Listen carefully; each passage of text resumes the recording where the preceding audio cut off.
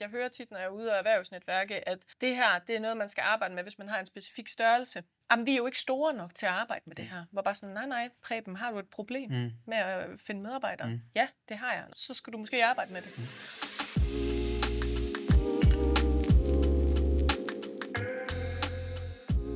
De fleste af de virksomheder, jeg egentlig beskæftiger mig med, arbejder jo ikke rigtigt med employer branding, og det er jo nok det, der er fejlen.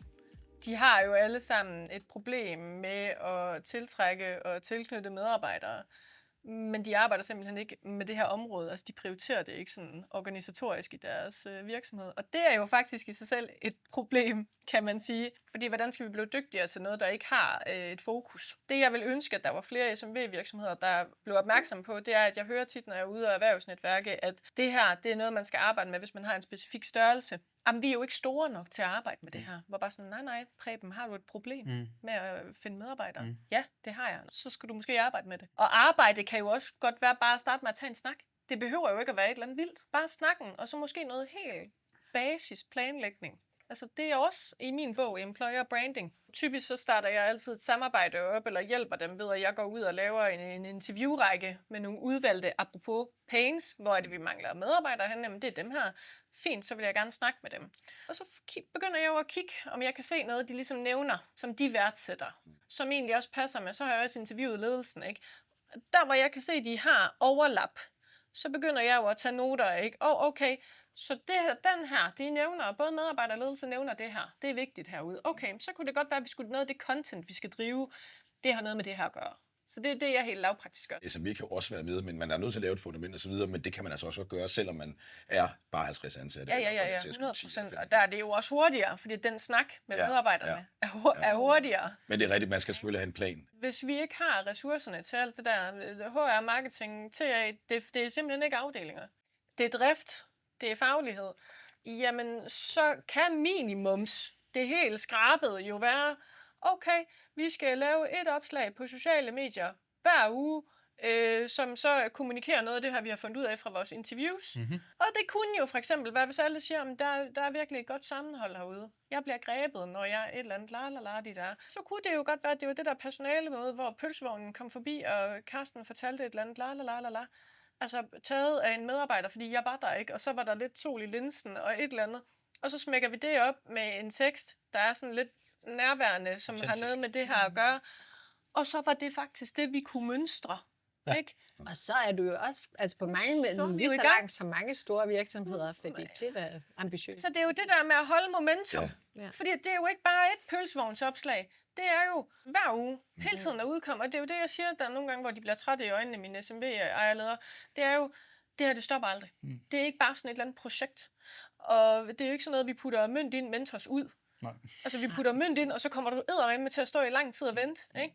Altså, jeg har en elektrikervirksomhed nu, hvor de sidste 2 nyansatte, og der har jeg været i 2 år, hvor vi kontinuerligt er udkommet, og så har vi kørt lidt projekter on the side, men det er jo minimalt, hvad vi kan sætte i gang. Det vigtigste for dem har været at udkomme med, hvad de er for en arbejdsplads. Og allerede der er de jo bedre end konkurrenterne, for det gør de ikke. Der har de sidste 2 sagt, fordi jeg har spurgt dem der er blevet ansat, hvorfor valgte du at komme herhen? Men det var, fordi jeg havde set jer. På sociale medier har jeg set jer. Ikke? Ja, og så tror jeg også faktisk, at du kan slå nogle af corporates ved at gøre det på den måde, hvor det bliver meget autentisk og meget underholdende. Fordi vi har jo prøvet begge dele, fordi vi både arbejder med store og små. Og jeg synes, min oplevelse er faktisk, at vi så prøver at lave nogle af de her ting, vi skal pakke det pænt ind og have et godt kamera-crew afsted, ikke? Så ligner det reklame. Men hvis du har fra bordet, og der er en rigtig medarbejder, så kæft, det var fedt, man, vi gjorde det. Så er der en underfortælling om, en virksomhed, der er fed, fordi det her er resultatet, men det bliver fortalt helt almindelige mennesker til nogle andre helt almindelige mennesker. Og det er der SMV'en slår sig allermest. Præcis. Fordi de tror, det skal være stort og flot og pænt og alt muligt. Men det er så, at corporate har fundet ud af, at det der har mest effekt, fordi det er, når det er ægte og autentisk. Ja. Det er det der med at sætte barn super, super lavt. Det er bedre, at han udkommer 1 gang om ugen med et eller andet, for at ligesom være noget i sit lokalområde, fordi han har ikke et Velux-brand, han kan piggybacke på. Han er bare kendt i lokalområdet, og det er bare ikke nok, hvis folk flytter derfra, og det er ikke nok til fremtiden, selvom han ikke har haft problemer med at finde medarbejdere før. Så det her er jo en investering i ens rekrutteringsevne. Og så er der jo mange, der siger, at du skal lave en business case på, hvordan det her... Det var bare sådan, men den data til den business case har jeg ikke nødvendigvis, fordi at SMV'en ved ikke, hvor mange penge de bruger på rekruttering. De ved, de har ikke al den her.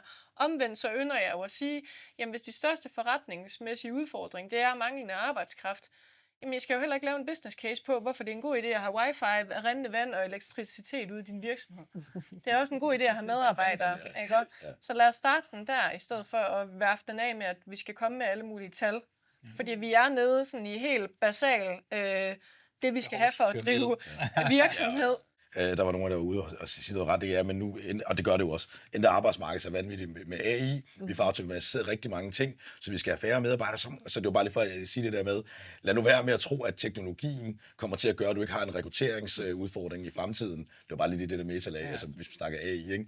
Altså, du skal stadig finde de rigtige mennesker, selvom du måske tror, at om 2 til 3, 4 år, så kan I være 20% mindre.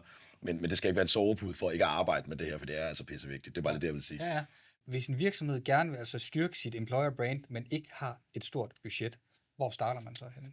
Så starter man med at gå ud i sin produktion og snakke med Preben og spørge ham om, hvorfor at han har været her i 10 år, og hvad der får ham til at komme på arbejde hver dag, og hvornår han synes, at det er allersjovest at komme på arbejde. Og når han så siger, at det har jeg aldrig tænkt over, så spørger du ham igen. Og du tager ikke til takke med sådan nogle floskelsvar. Du bliver ved med at spørge, nå, men så forestil dig sidste gang, du virkelig havde en god mavefornemmelse, hvor du sagde til Hanne, da du kom hjem, at du har haft en god arbejdsdag. Hvad skete der? Så blev ved på sådan lidt coachende approach. Det er gyldent, og det er super lavt hængende, og jeg kan ikke forstå, at der ikke er flere, der gør det. Indsigter og viden er vigtigt at få for at lave et stærkt og du skal starte internt, i stedet for at kigge ud hele tiden, fordi svaret er ikke derude, svaret er ude ved Preben, ude i produktionen.